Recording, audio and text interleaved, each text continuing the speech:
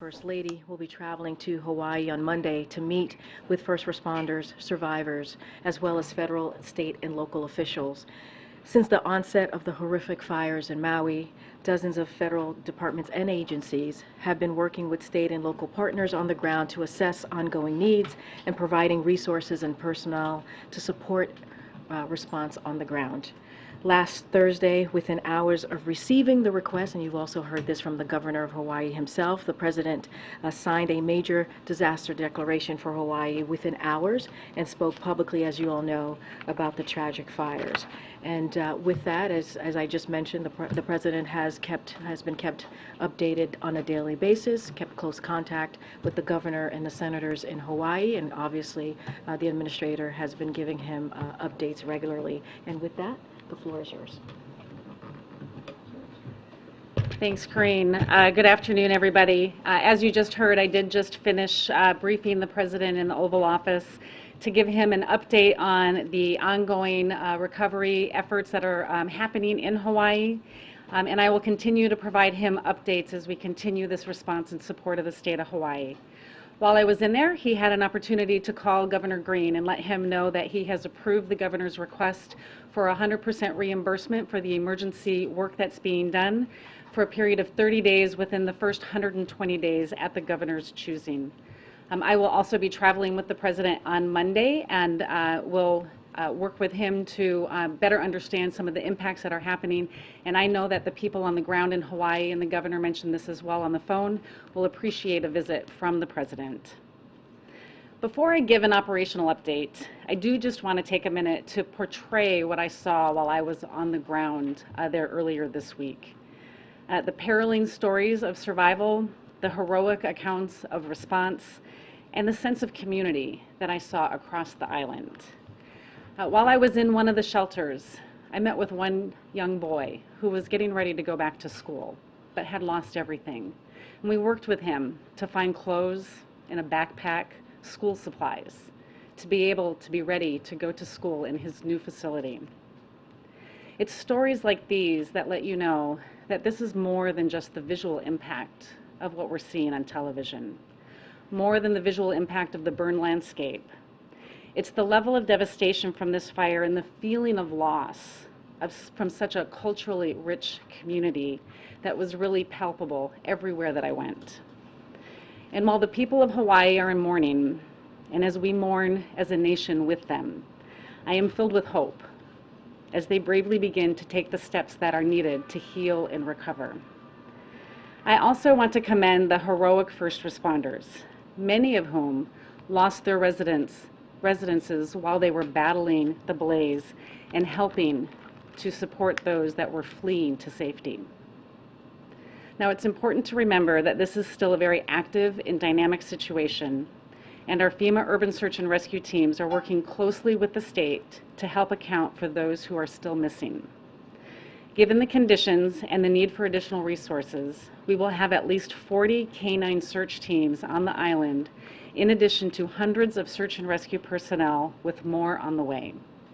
We're working carefully to search the affected areas thoroughly and compassionately while respecting all of the cultural sensitivities. This is a really hard disaster, and this is a really difficult search operation. Because of the conditions and the fire debris, the dogs have to navigate the heat. They have to deal with issues with their paws, walking through glass and debris.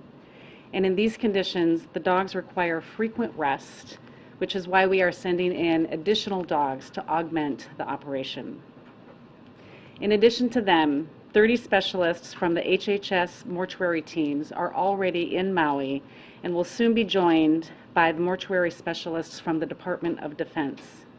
These experts are going to be able to help identify loved ones. Now, I want to be honest with everyone. This is also going to be a very long and hard recovery. But our federal, state, and local partners are working around the clock to help all of those who have been impacted by this disaster.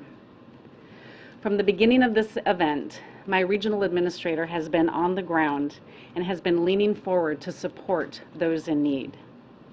As he always does, President Biden directed me to move quickly and push as many resources into the area so we could help people as soon as possible that were impacted. Since the news first broke about the fire, I have been in constant communication with President Biden to provide him real-time updates of the situation, both while I was on the ground and to inform him and his team of the support that we are providing to the community. And I want everybody to know this: the President, FEMA, and the entire federal family will be there to support the people of Hawaii as long as we are needed. Now, just a couple of operational updates for everyone. Today, FEMA's Associate Administrator for Response and Recovery, Ann Bink, and Region 9 Regional Administrator Bob Fenton are both on the ground. To date, we have mobilized millions of liters of water and food. We have deployed more than 700 personnel to the disaster, with more than 600 already on the island. We have given out $2.3 million in assistance to families, and we have approved over 1,300 registrations for assistance. We launched our Transitional Sheltering Assistance Program, and this will complement the state's fire relief housing program for residents.